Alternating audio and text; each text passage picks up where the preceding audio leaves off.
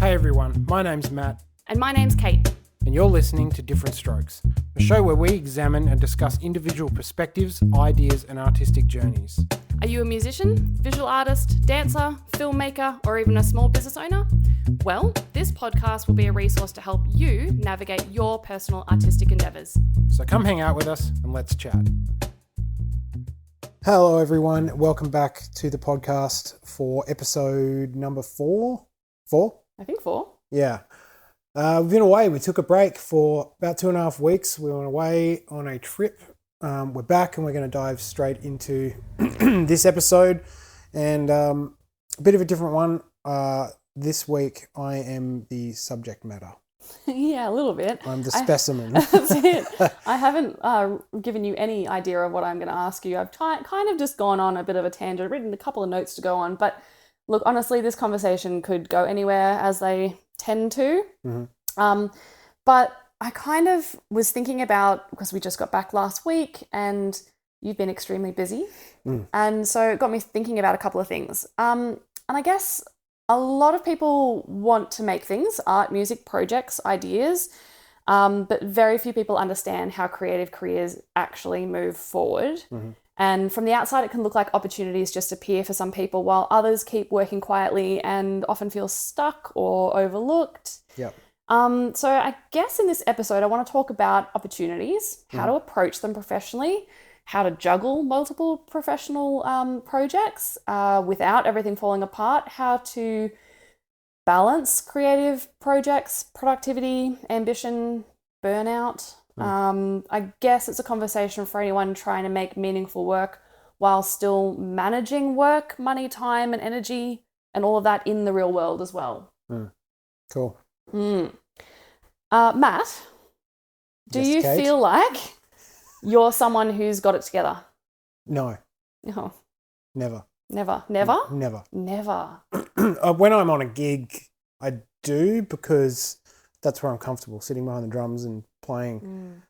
You know, even if I'm not quite sure how the gig's going to go, I know that in my Oh, yeah. cockpit, I'm in control. Yeah, I get that. And I can kind of lead it a little bit the way that I want to. But outside of that? Outside of that, like musically? Oh, I mean in your creative practice and as far as you balancing everything, your life and your creative practice. Do you feel like you've got it together? No. Okay. Fair. That's, from the outside, it doesn't look that way. So it's very interesting. I try to make it so Yeah, that it doesn't I know. look that way. It's very intentional. Yeah. Yeah, for sure.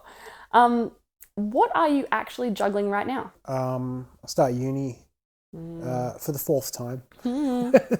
this week.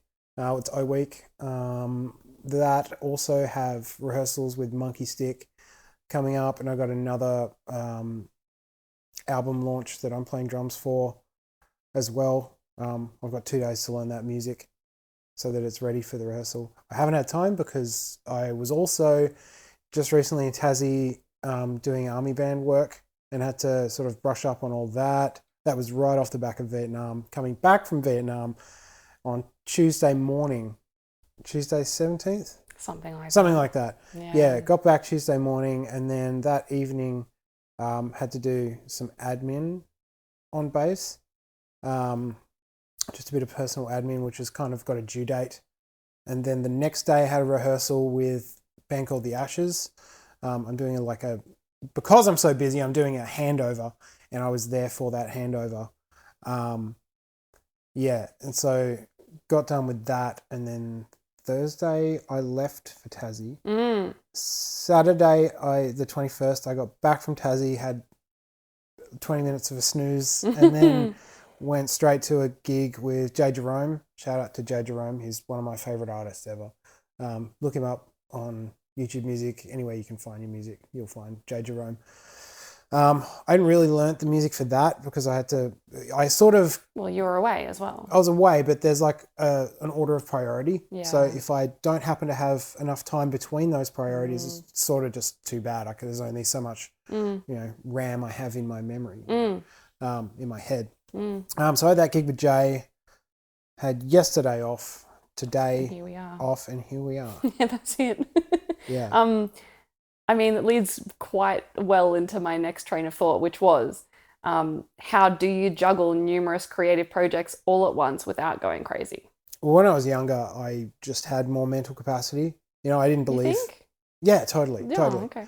Yeah, I didn't really believe people when they were like, "No, I got to make notes and I need charts," because it's just there's only so much memory, and I was like, "Nah, come on, you can memorize everything." Because I did, but then I didn't take into account that those gigs that I'd memorized, I'd been playing a few times. Sure.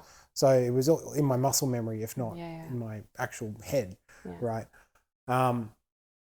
But nowadays, I have to make notes, especially for like one-off gigs. If it's a gig that I'm going to be playing a lot of, like monkey stick and golf, that's memorized. I've got that in my head. Juggling multiple projects, I just make sure that everything has a priority, and I actually make time, even if it's like an hour just to make notes, because I'm really fast with my shorthand making notes now. That I do that, and then at least I have that. And just for people who don't have any clue what you're talking about, making notes, do you mean you're listening to music and you're writing notes against certain tracks for your own work, what you have to do as a drummer? Yeah. Okay, thank you. I mean, that's a lot. Yeah. That's a lot. I've got it to a point now where I can listen to a song once and have the notes done by the end of the song, because the shorthand is that fast. Yeah, for sure. Yeah. So if I'm in the car and I get to a rehearsal early, if I haven't had time, I can spend however long that album is, and then I've got the notes for the album. Yeah, including extra notes like, put an extra drum fill in here and cymbals here and all that kind of stuff, So, yeah.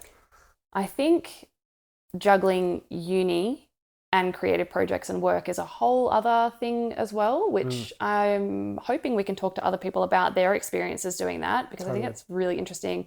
And to be honest, they've probably got some really good tips as well for listeners. Yeah. Your downtime, I think for anyone, that's really precious. How do you make sure that you're getting your downtime instead of just consistently working on projects and spending your energy on things? You're laughing. Why are you laughing? I stay up late. Yeah. Okay. Yeah.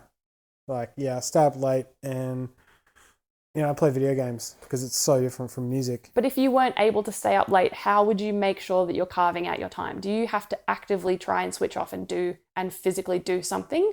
Or what does it look like for you? I don't even know, because I've been functioning that way for such a long time, literally probably the better part of a decade. Does ADHD help you with that? 100%. Okay. Yeah, 100%. Because musicians, it's going to be really, really tricky doing early morning uni and work in the mornings and stuff, because generally I had gigs and rehearsals late at night. I had the morning off, so I could take that time after I got back from gigs and gym and all that after to be gigs, a human, and just decompress. when everyone else is asleep, I'm by myself, and I can have that time to just be a fuckwit. Yeah, good. Yeah, yeah. I mean, for me, I think that would be really hard, and is really hard for me. Having that downtime, my brain just keeps going. So I don't actually have that time off and I find I have to really consciously, directly have that time away from projects to switch off. I find switching off really hard. If there's more things to do, I will just keep going. See, I think for me, I've gotten to a point where my brain, if I don't need it now, if I don't need to access anything in my brain now, it switches off. That's great. It is completely it's a superpower. off. Yeah. But, because then sometimes it can take a little bit to sort of switch it on again. And then once it's on, it's going. It's fully going. But then I can just turn it off. Productivity then, is that discipline, or is that designing your life properly? It's a bit of both. I'm not super disciplined with it, because I tend to, if I don't have inspiration there, it just won't come. I can't really force it. There's a few things I can do, like we talked about in episode 1, methods to get out of writer's block and stuff. But, I know that when I need to be productive, it will come, and especially when there's pressure applied, a looming deadline, I will become inspired, because I've got a gig coming up and I have an idea in my head of what I want that gig to be like, and what I want the music to sound like on stage. Yeah. So, yeah. And by now, the work that goes into making sure that vision is coming to life as well. Exactly. You know how many days or how much literal practice time or whatever goes into that. Mm-hmm. I mean, it gets tricky because like with playing drums, when I was in Hobart, it was at a point where I didn't have time to practice things I wanted to practice. I was literally just practicing music that I needed to learn. So in terms of productivity for that, like if it's for uni and you've got to learn a specific concept to play and be all across that, that's a different story completely. You know, it's better, like, because at uni, when I was doing my last Bachelor of Music, I would stay back at uni until midnight and lock myself in a room, turn all the lights off, close all the curtains, so it was pitch black, sensory deprivation, and just go nuts and just practice one thing and just do it until my ass was sore from sitting down too much. Yeah. You know? Yeah. It's great if you can identify one aspect and just focus on that one thing and then tick that box. I'm too scatterbrained. I can't tend to do that, sadly. I mean, look, tips for people that are juggling lots and lots of different, especially creative projects, like just sticking on that idea of, I understand work and lifestyle and all the other things that you juggle as well, but you've rattled off at the beginning of this conversation, 5 to 10 different creative projects that you're currently juggling. Like tips for managing that. You've said prioritizing. Yeah. Prioritizing as in the most urgent, the one that takes the most time. Yeah, the one that takes the most time or the one that is closest, because because then you get in trouble. Obviously, you haven't practiced a thing that's looming on the weekend. Yeah. I mean, the best advice for that, when you have to prioritize like that and you don't have time, is to find the best way that you learn quickly and do it that way. It could be the weirdest thing. Like writing it down for me helps because I can, like if I look at a chart, I can then picture it in my head, right? Like a drum chart or chord chart or something or whatever. If I look at it, I can picture it in my head. If I write it down, I can sort of remember what the geography looks like of that any particular song. So that helps me. I mean, would you say that as well as trying to juggle all the creative projects, actually prioritizing the downtime and making sure that you somehow figure out how to schedule rest time or a break or whatever, like, do you think that's pretty vital? I personally do, but what's your take on that? Yeah, it's vital. You could, have an aneurysm. Well, yeah, you can burn out completely. Like, I mean, but helps. It's hard though. If you've got competing projects with strict timelines and deadlines, and shit is kind of hitting the fan, and then you've got a bunch of stuff that you just really want to do as well, like it's hard to switch off and not just go full steam ahead if you feel like you've got the energy for it. It can be, yeah. I mean, but the fact that I stay up late sort of gives me a couple extra hours, Yeah, true. Whereas most people just don't want to do that. But, you do get creatives that just don't sleep. Yeah, I guess finding your way that works helps when you've got maybe a friend who can spot your burnout early as well and catch you. You don't need that because you're just like so autonomous. But I think for me, if I was in your shoes doing as much as you are creatively, I'd probably be wanting you or like a friend to be like, oh, hey, you've done too much this fortnight, time to like stop, chill. So I think it's probably worthwhile for some people to make sure that they've got, I don't know, someone who keeps them accountable for that too. But I mean, if you're like, the first thing I would look out for is if you're tired all the time. If you're tired all the time, then you're burnt out and you're working with burnout. Wow. Right. That's been me for years. Yeah, exactly. Because you were a teacher, you're never not burnt out. You just learn to I lived put in the mask burnout on. for about 8 years, probably longer. Yeah, exactly. Like constant burnout. I don't know what it's like to work and not be fatigued constantly. Anyway, like, I know for a fact that I'm burnt out now. But I just, I've adapted to learn to work with it, which isn't great. Like my mum and my sister are just like, if you ever need melatonin, come over and we'll give you all the drugs. For sure. So, Let me introduce you to our medicine cabinet. Yeah. Pretty much, yeah. Morgan's got all that stuff. But no, this is why I was thinking about it, because literally you've got off a plane and hit the ground running and you've been juggling a million things and it's been a crazy few days. We haven't even been back a week yet, I don't think. No. And so that's why I was like, oh, this is a really good topic because you're not alone in this. There's a lot of people that would be dealing with the same thing, but... I chose this. This is, I mean, this is the life that I just want to be doing it on much bigger stages, with much more at you want stake. the payoff to be a bit more. Yeah. Oh, it'll happen. It will. Yeah. Still new in this town. That's it. How do you define success? Oh, wow. Christ. And it's not how is success defined. I don't mean give me a textbook. How do you define success? Oh, for myself. Yeah. How do you define it? Being comfortable and I guess having a little bit of social currency to sort of throw around, but the only way you get social currency is by getting respect, and the only way you get respect from people is by showing them that you're worthy of that respect as an artist. Yeah. So, I mean, that's the thing that I'm constantly striving for is just respect from everyone, you know. For sure. I mean, when I was really young, I wanted to be like famous and all that kind of stuff, but that's not respect. You're a money pot for people, right? And that can be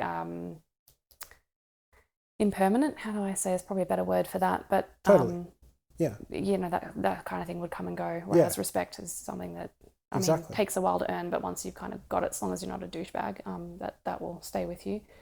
What do you mean by comfort? You said being comfortable.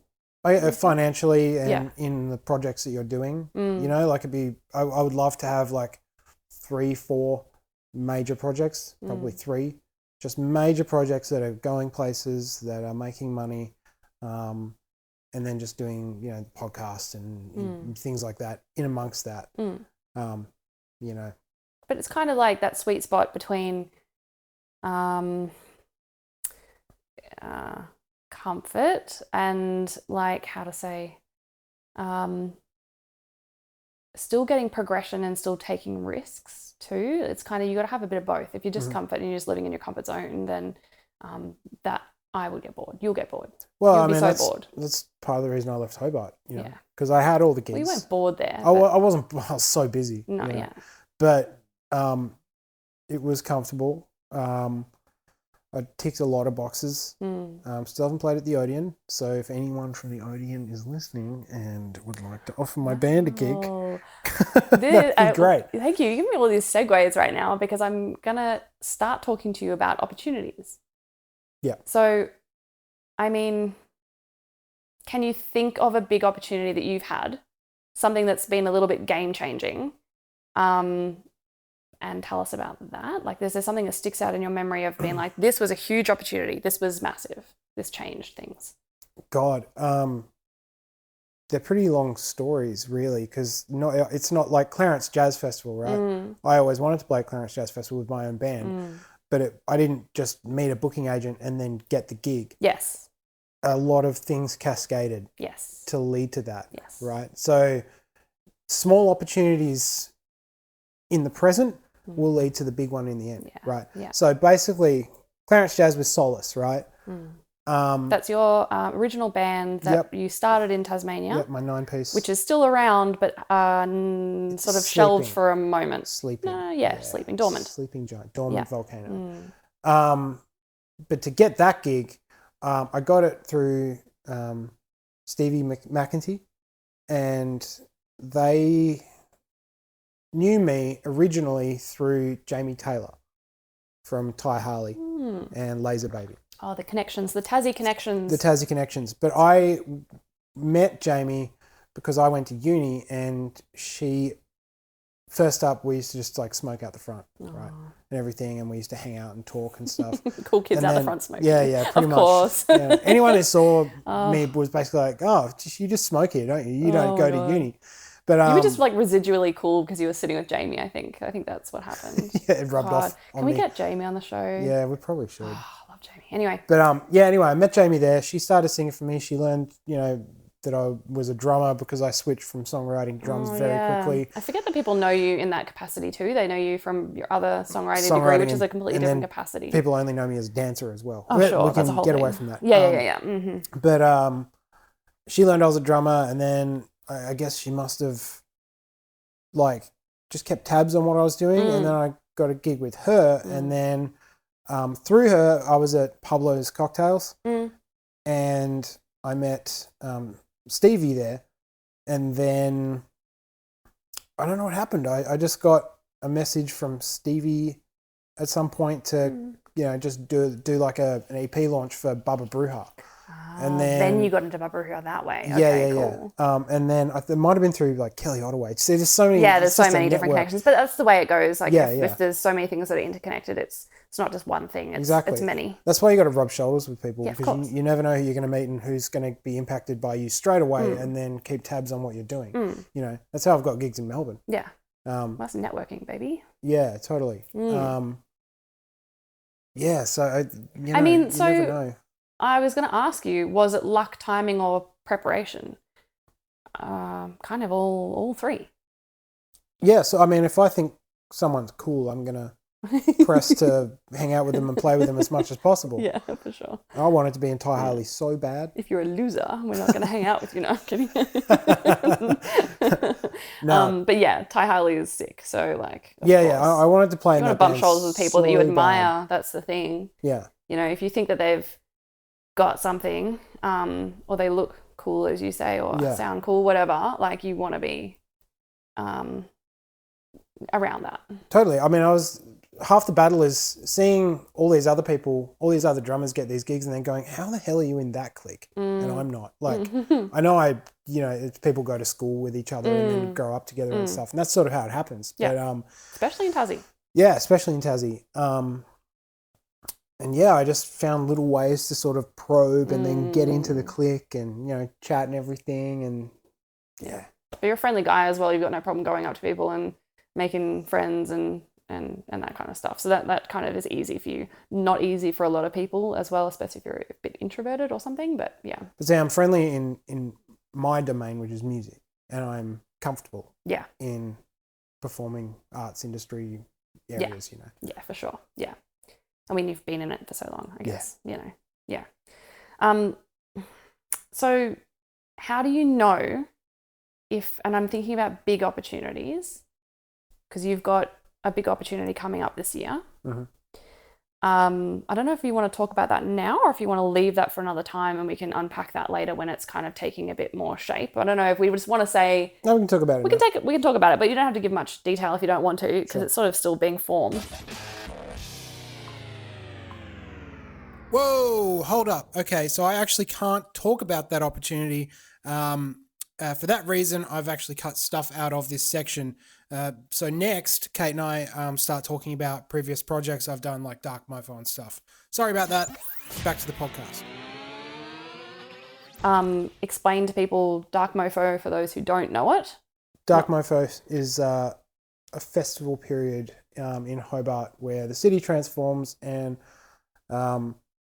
a lot of abstract avant-garde art is basically on show throughout the Salamanca, Hobart area.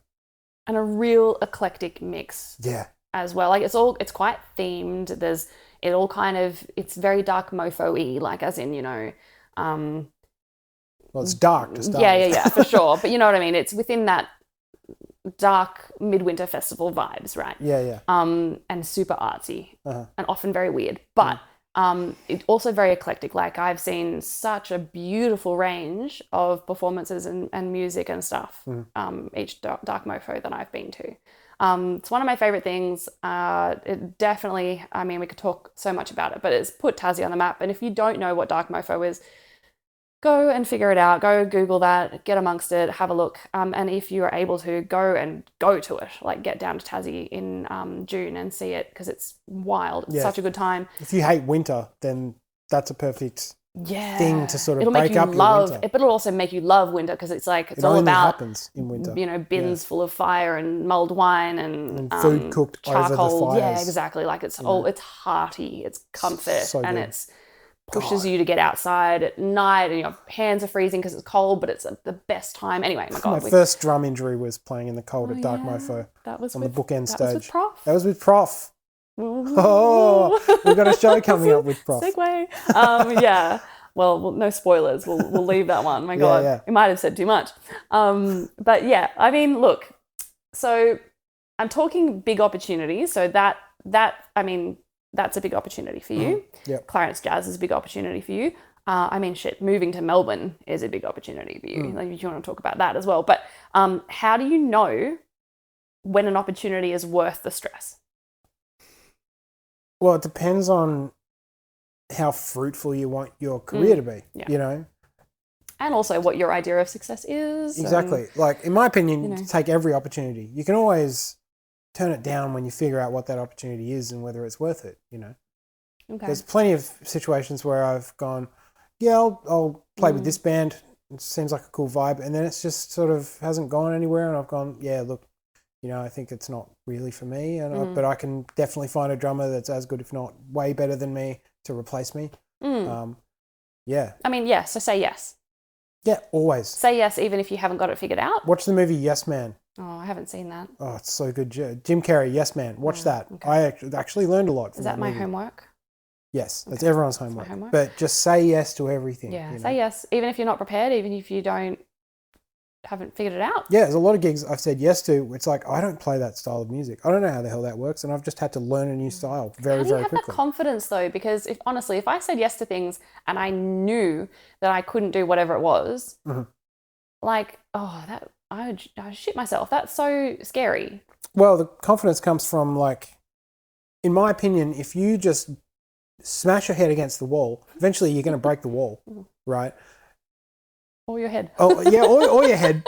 And, you know, my head's already broken. I'm a bit crazy, and that's how I can handle a lot of this stuff. But, you know, you can do it if you just keep pushing. Yeah. You keep pushing, you stay positive, you can absolutely do it. Almost anything barring some kind of physical horrible defect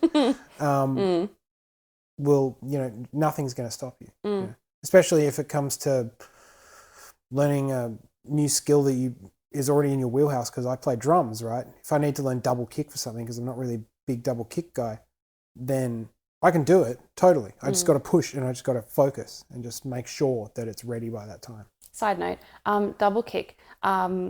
I like it because I think it sounds crazy and looks pretty cool. Do you need two drums for that?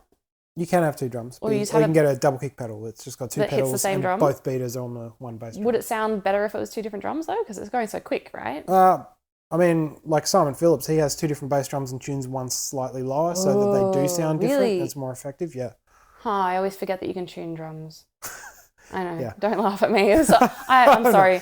Listeners, I'm sorry. I ask a lot of questions, often very, very stupid questions about people's instruments. And thankfully, I'm friends with lots of really lovely, beautiful musicians who smile and talk nicely to me when they answer the question. It's like having a child and having to explain how something works. But no, I'm very grateful to all the people that I talk to with my dumb questions. So thank you. Moving back to our conversation, sorry about that little side quest. For these bigger opportunities, for this sense of having a progressive creative career, do you wait to be asked?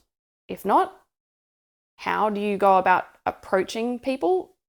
How do you prep in the meantime for things? I'm talking you personally.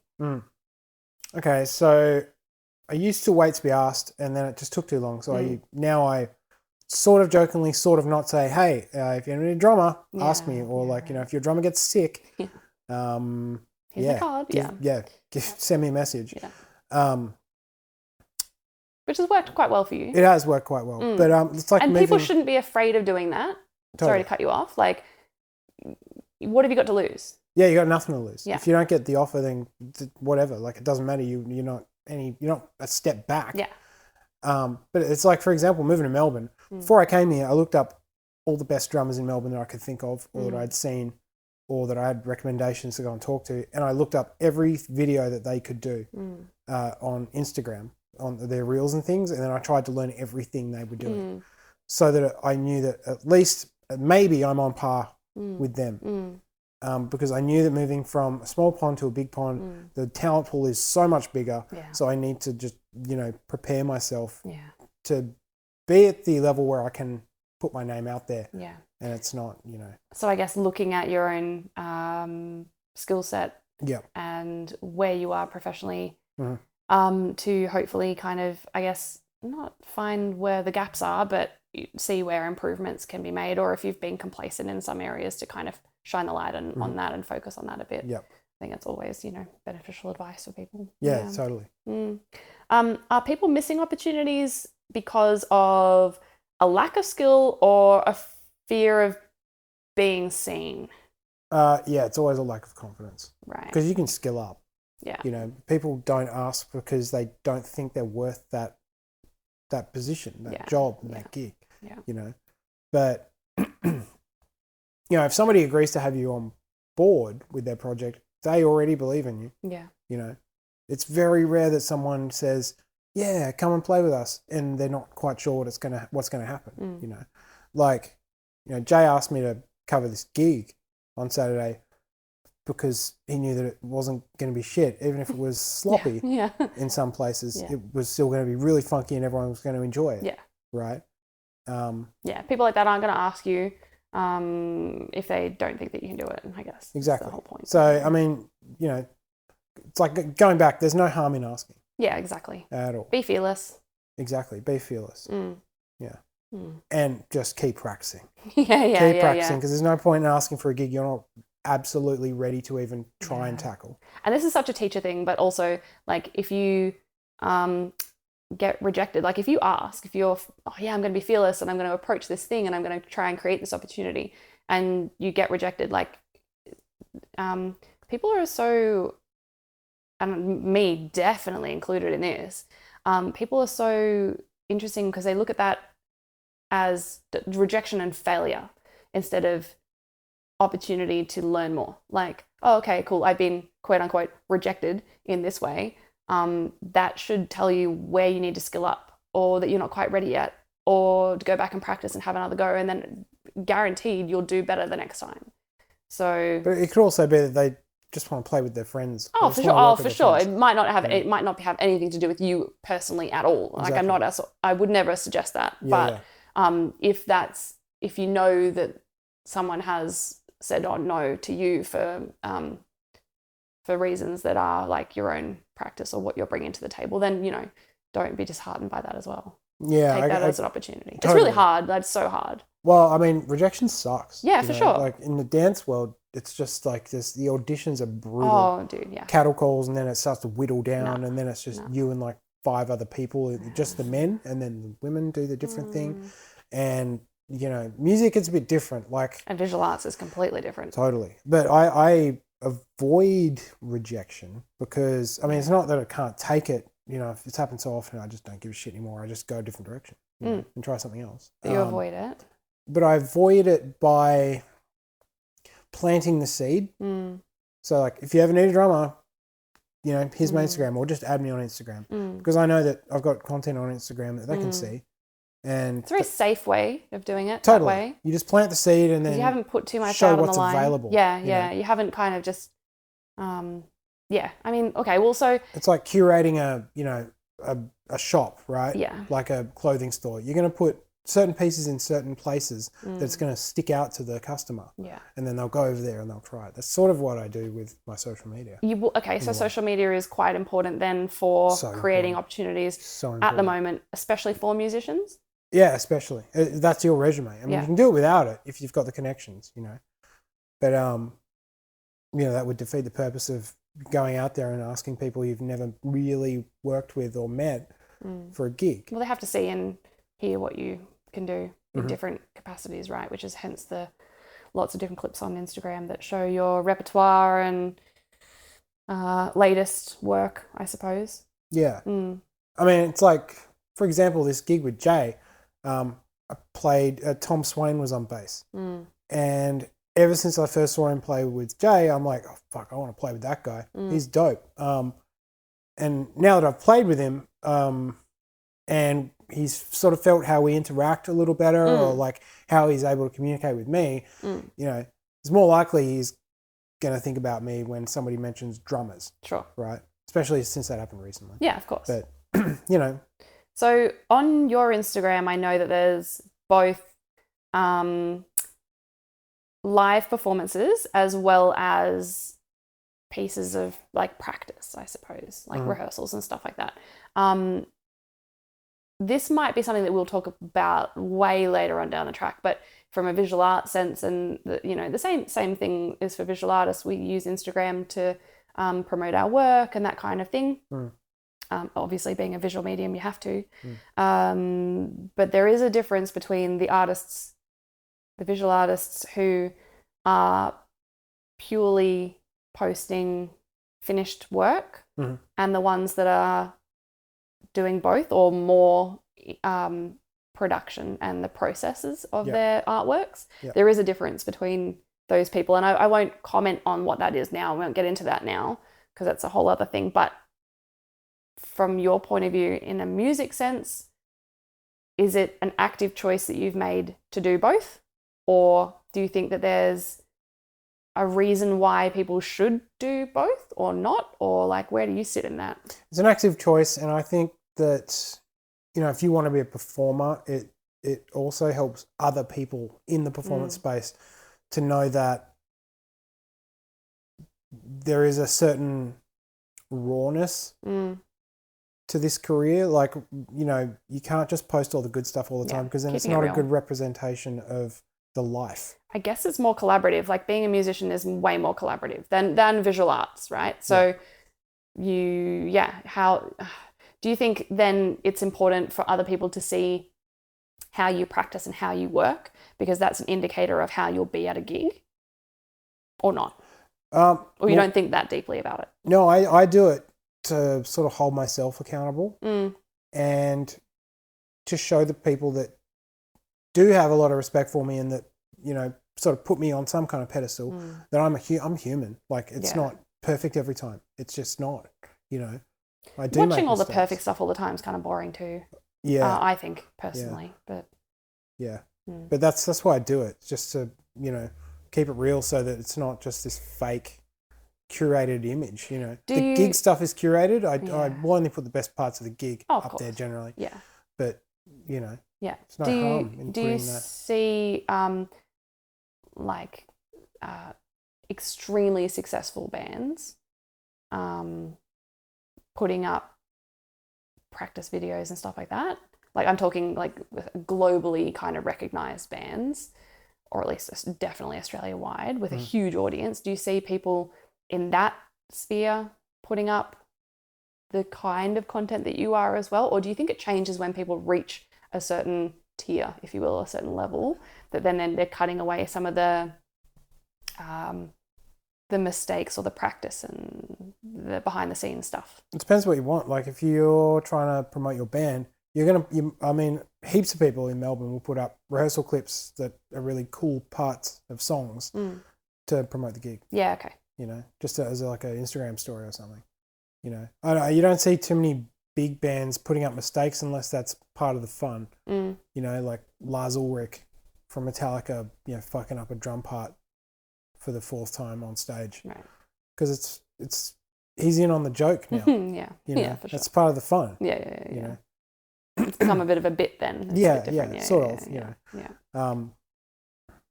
I guess just putting up that, what's the word? You don't have to be vulnerable, but I think it makes the community better and healthier mentally to do that. Yep. And it can make you better mentally too, because, keeps you grounded. It keeps you grounded, but it also lets you know subconsciously that it's okay to fuck up. I think it softens the I was about to say, it's like softens the blow basically when you do inevitably fuck up, and it is during something fairly important, and then you have to post that, or it's posted, and people get to see that, because if you've got perfection all over your Instagram and then suddenly an error, I think that's way more terrifying than totally. Already having it sort of out there that you do make mistakes and everything. I think it makes you kind of more comfortable, I suppose, with your mistakes in that kind of way. Totally. Yeah. I mean, if you watch practice footage of a drummer and they screw up, usually that's because they're at the absolute end of where their threshold is, where their brain can function and their body can function together. And so they mess up. It's out of time. It's not together, especially if you're practicing, like you're starting really slow and just putting the pieces together, and then you're trying to build up the speed.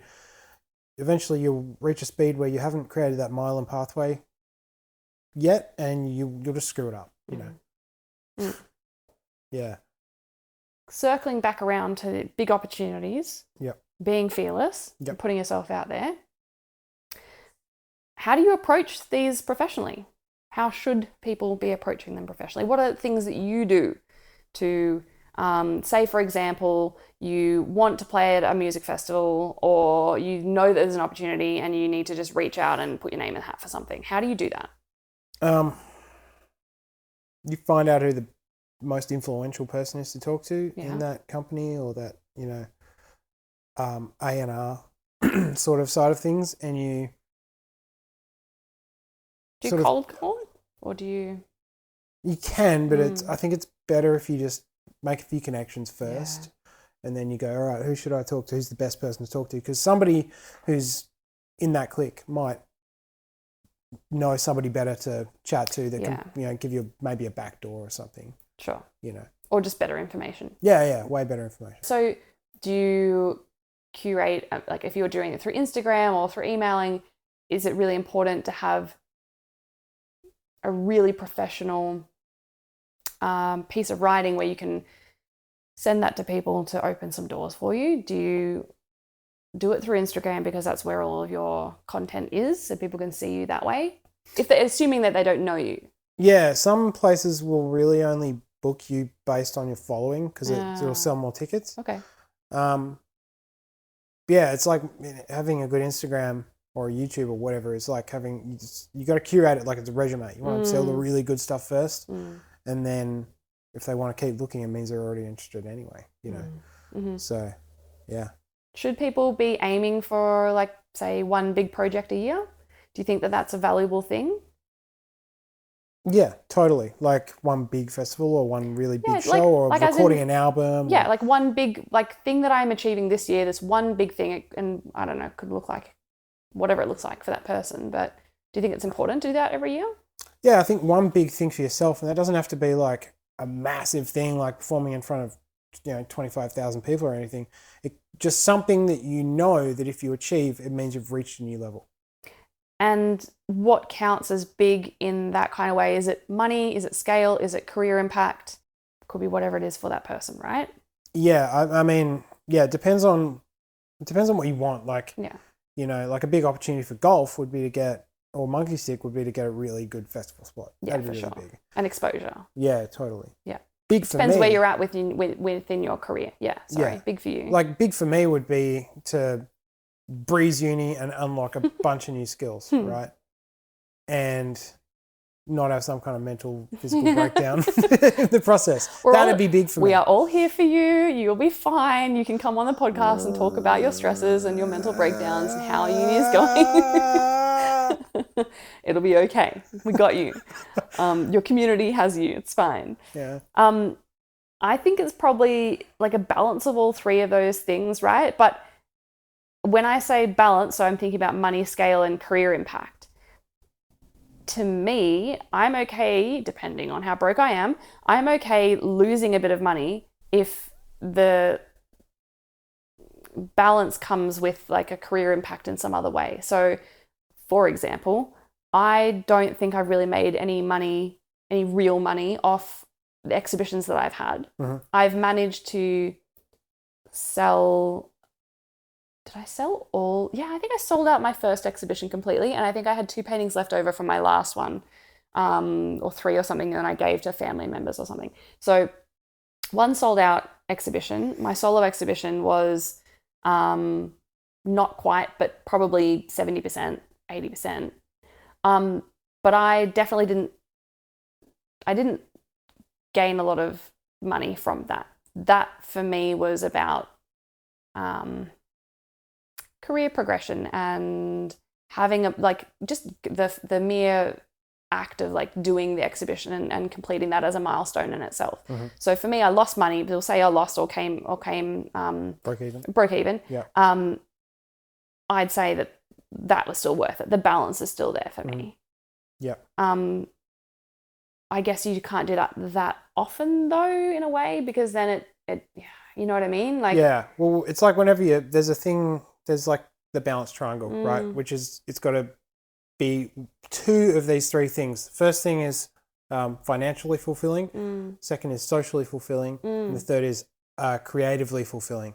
And if it's socially and financially, that's great. If it's creatively fulfilling and socially fulfilling, that'll work for you. If it's, if it's any two of those three things in that triangle, you just do it. It's a bit of a Venn diagram situation, isn't it? Yeah. Do you know what theory that is? Andrew Moresby theory. Yeah, he told me about that years and years and years ago, and I've never forgotten it. Oh, okay. I'll have to hit him up for who it is. If anyone knows what the fuck we're talking about, please let me know so that I can do some research on this. I'm sure AI could, like, if I type that in somewhere, I'm sure it could figure it out for me. It might actually just be something that Andrew has, like, created. Yeah, he might have read it somewhere. He's a reader. Oh, no, for sure. He probably didn't make it up. If he did, he probably adapted it. But he's a very smart cookie, that one. So it probably does come from somewhere legit. And he's a teacher, so you know what? It probably does come from a legitimate source. We'll have to get him on the show so that not everyone's out of the loop. Dude, we've mentioned so many people this episode. Yeah. We've name dropped a fair bit. Could be you if you're listening. I've probably counted in my head 6 or 7 different people that you've, probably more actually. Yeah. Up to probably 10, I reckon we're now. Especially Tassie people. Shout out Tasmania. That's really funny. Yeah. Oh, good. Well, that's all I had, honestly. I wanted to pick your brains on a few of those things, and just a bit of a check-in episode. I think it's going to be interesting when our life gives us content that we can share and talk about. I mean, that's the whole point of this anyway, really, isn't it? That we're both going career-wise, creatively through a lot, through being in Melbourne, but also, what we're heading into. We're going to have a lot of ideas to share and talk about, and different perspectives on different things. Yeah, totally. Oh, and I played my first show, I guess, overseas. I did like a random jam night at a bar. That was in so Saigon. funny. So, excuse me,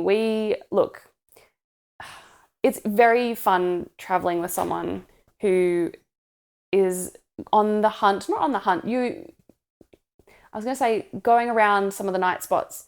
I can see you looking into dark corners of bars to see if there's a kit or a stage or what the sound system is or what might be set up for live music. So I can see your brain working. We've clocked a few drum kits here and there, but I've got to say it was so funny. We ended up in a park talking to a bunch of people.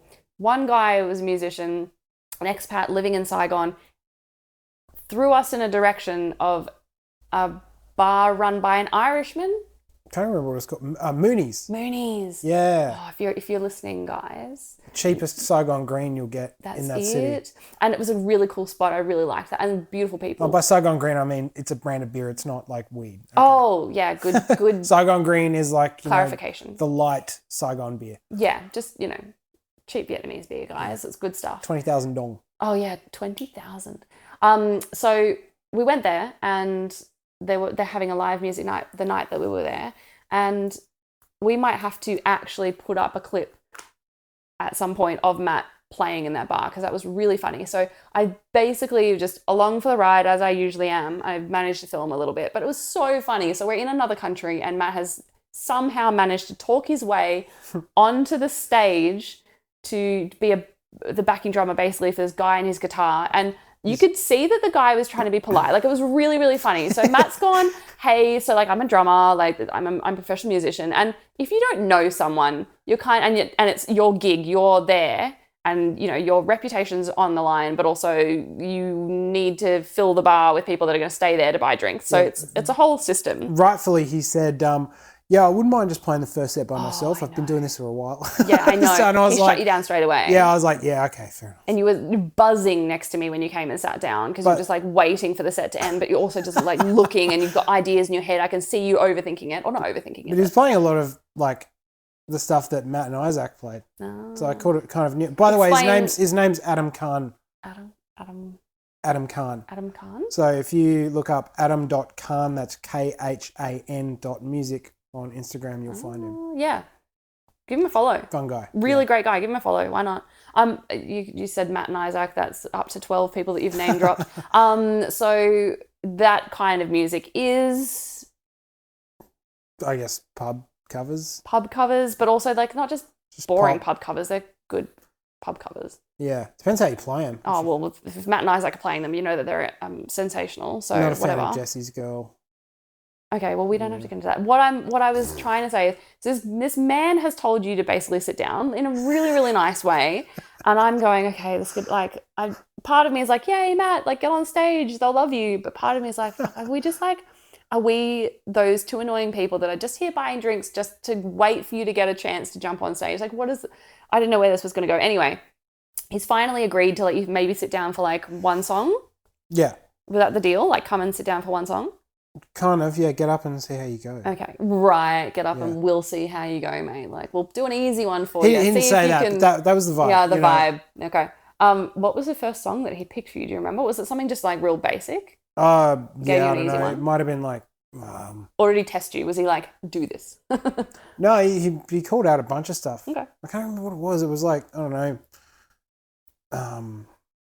Doesn't matter. What's that song? Oh, Sweet Home Alabama. It might have been Sweet Home Alabama. We definitely played it. Yeah, I think you did. That was later on anyway. But from my perspective at the bar, looking over at you guys, you're sitting slightly behind the guitarist. Mm-hmm. And so I could see and I can read now people's reactions. Like people on stage are very good at maintaining stage presence, composure, just being chill and being professional. But I can pick little things because I've watched and I sit there in the audience and I stare at people and I analyze. I'm sorry, all my music friends, but that's what I do. And this guy is on stage and he was like, right, leading into the song, cool. And then you started to play and he kind of did a little sideways glance at you and kind of a little bit of a nod like, yeah, okay, cool.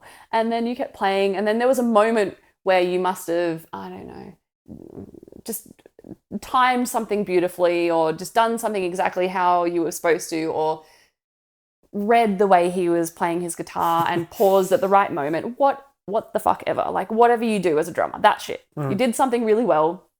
And you could see him then go, oh, cool, and smile and like, yeah, cool, we're jamming. And he was on it. He was into it. You could tell he was really holding back and just being like, cool, we're just going to play a song. And he was just like, just very mindful of you. And then after a while, he wasn't even that aware of you on stage almost. Yeah, like, it was almost like we were both getting played. Yeah, 100%. He was just like, oh, cool, here's my drummer. And like, you can tell when someone's totally comfortable then and they're just vibing and going along with the song and giving you visual cues as to when it's stopping or when something's happening in the song. So I can see that happening.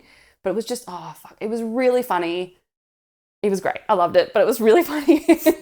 So we might put up a clip of that. Maybe. So, I actually don't even know if it was a jam night because Eric, the guy that we met, the expat, he was like, oh, it's a jam night at Moody's. And that's right. Don't think it was a jam night. No, it wasn't a jam night. I think that was just meant to be him. So yes. I think I hijacked his... You made him sound good. Cool. I can't say better. The snare wouldn't turn on, so that was very Lars Ulrich. The what? The snare wouldn't turn on. Turn on? Yeah, you know how you do the clutch to make it like... Oh, change it from being something to... Yeah. Yeah. Yeah. Thank you for that. So that's a switch that you... It's called a clutch. A clutch. Yeah. So you stop it from shaking and you make it tight. So a snare's got like wires on the bottom with like little balls on it. And when you move the clutch up, it moves the wires to touch the bottom head of the snare. Yes. And then when you hit it, they sizzle. Okay, I knew that. Because that has been explained to me before. I'm sorry. Thank you. Anyway, lovely. Cool. I don't know. Do you want to add anything else to this episode? No, I don't think so. We've rambled a lot. I think I maybe took us in a couple of directions that was a little bit intentional, but I think it's good to have, filler episodes where we just sort of chat. Filler episodes. No, you know what I mean. Like, not like... This was really meaningful conversation that we had today, Matt. Like filler episodes. This was important shit that our listeners need to know about. Okay? Yeah, it's good. It's good. Yeah. Great. Okay, fine. Don't worry, guys. I'm sure I'll have my opportunity to be on the other end of a filler episode some point soon. Yes, I just want to think of meaningful questions about art Very meaningful, deep. Tricky. I don't know anything about art. Oh, well, I have demonstrated today that I know nothing about drumming. So you know about music, though. You know about you do. I know about being a listener of music. But you're, again, like you said, you're observant. Oh yeah. You watch and now you know how it waiting works. for the mistakes in the crowd. No, I'm kidding. And you've got enough VIP ticks backstage to know how it all happens Yes. in the back. I live for that, guys. Shout out to all the Muso girlfriends out there getting their all the free other plus ones. Yeah, all the other plus ones getting their free VIP backstage passes and little artist passes to run around. festival passes. Oh, we're here for it. We love it. Let us know in the comments if that's you, because I think that that's a very good thing to give us when we have to put up with maybe so much from our music partners.